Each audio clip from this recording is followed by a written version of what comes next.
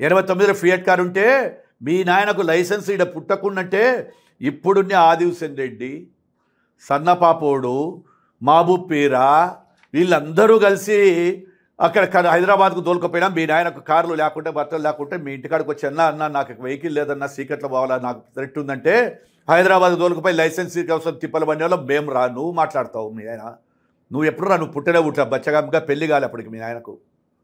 నువ్వు మాట్లాడతావు బచ్చగానివి నా కుటుంబం గురించి, నా స్టేటస్ గురించి. 89లోనే నా దగ్గర ఫియట్ కార్, 93లో విజయభాస్కర్ రెడ్డికి నాకు కాంటెస్సా కార్. అదిరా నా చరిత్ర.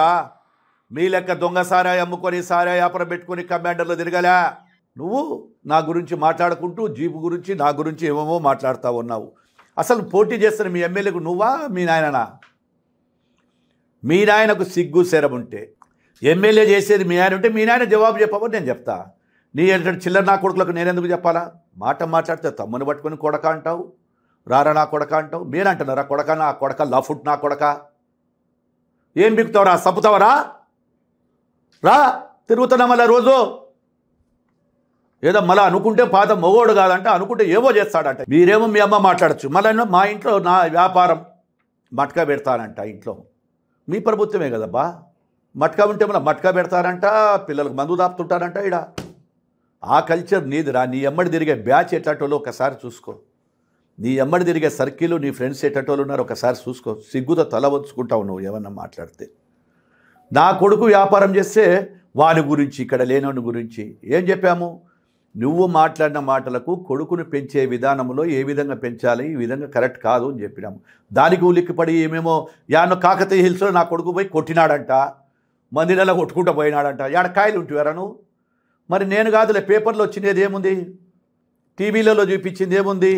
బెంజ్ కారులో ఒక కుటుంబాన్ని వాళ్ళ మీ ఫ్రెండ్స్ వాళ్ళకు కొడితే, నువ్వు జూబ్లీ హిల్స్ దగ్గర పెద్దమ్మ గుడి కాడ కొడితే బెంజ్ కారులో నీ బెంజ్ కారు తుక్కు అయిపోతే, దాంట్లో 2 చచ్చిపోతే, అక్కడ పోలీసుల నుంచి తప్పించుకొని డబ్బులు ఇచ్చి అక్కడ ఉన్న నాయకుల కాళ్ళు పట్టుకొని కేసులో నువ్వు లేకుండా చేసుకునే బతుకు నీది. మాకేం కర్మరా? కాకతీయ హిల్స్ ఇంకొక హిల్స్లో ఏదో పోయినట్టు ఇంకా ఏదో మాట్లాడతావు. బెంగళూరులో అంట నేను నా కొడుకు అంగి పట్టుకున్నామంట. అంటే ఏమైనా బాత్రూమ్లు కడుగుతాట్టుగా నా ఇంట్లో ఎక్కడ మా బెంగళూరు మా గెస్ట్ హౌస్లో ఏమైనా పని చేస్తుంటేనే కదా తెలిసేది. నీకు ఇవన్నీ తెలిసిండాలనుకోరా పాపడా. రే లఫుట్, నీకు ఇవన్నీ తెలిసిండాలనుకో. ఏం పని చేయాలరా నువ్వు మా ఇళ్ళల్లో? అర్థం చేసుకో. నేను కూడా ఏం చెప్పాను అక్కడ, మీ ఇంటి దగ్గర వీడియోలు బయటకు వచ్చింటే చూపించాను. నువ్వు ఏమైనా వీడియోలు నా కొడుకు నేను కొట్టుకునేది ఏమనంటే సిపి, నా కొడుకు నేను కొట్టుకుంటే ఈరోజు రారారుగా మాదిరిగా ఈరోజు నా భార్యకు బిఎండబ్ల్యూలు ఇంకా ఎన్ని రకాల కార్లు ఉన్నాయి, అవి తిరుగుతున్నాం రా. కొట్టుకాల్సిన అవసరం లేదురా. ఏదైనా ఉంటే కూడా చెప్తా ఉన్నావు. డబ్బు కోసం కిరాయి హత్యలు చేయించే ఫ్యామిలీ నీది.